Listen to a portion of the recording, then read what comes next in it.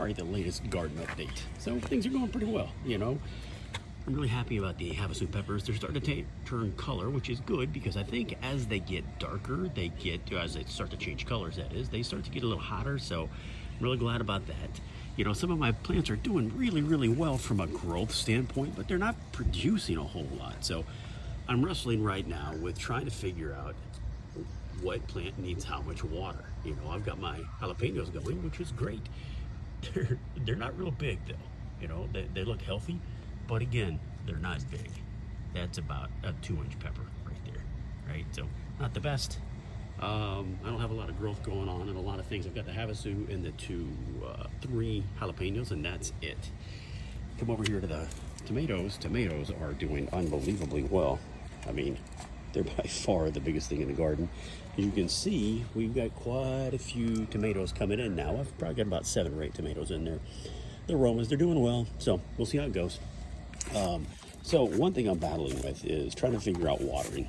It looks like different plants take different water, right? And I guess that makes sense, but that's what I'm having to learn the hard way. My cucumbers are not doing well. So I backed off the water to see if I can get that under control. Everything else seems to be doing well, especially the tomatoes with the amount of water. But I'm going from every day watering to every other day watering. My gourds, they're about dead. My herbs are doing really well. I seem to have herbs figured out, but I don't know. We'll have to see what's going on. Basil is doing great. So all in all, not bad. We're getting better. We're learning more as we go, and I just need to transfer all the knowledge that I've got here, what little bit I've gained here, out to our new house in the country. So far so good. All right, so now we're in the backyard, and what I've been trying to do lately is, the whole season, is grow my wife's favorite plant, flower, right? I'm growing hydrangeas. Well, I'm trying to grow hydrangeas. I don't know that they're really doing that well. What I've learned with hydrangeas is, oh my God, they don't like direct sunlight a whole lot, and they don't like shit tons of heat.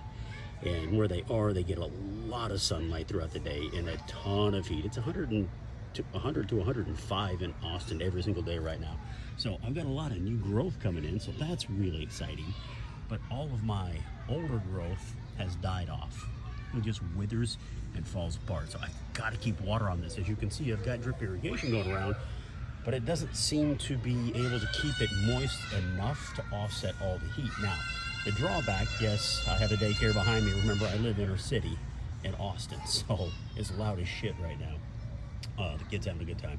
Anyways, the drip irrigation is tied into the plant beds out front that have all of my vegetables, right? So everything gets watered the same. Don't know if that's ideal or not. See, here's my other hydrangea that got planted last year. It's really pathetic. I don't think any of my hydrangeas are gonna work. So my next round, next season, will be in a much more shaded area. But this is the backyard, and just like the front yard with the garden, we're learning.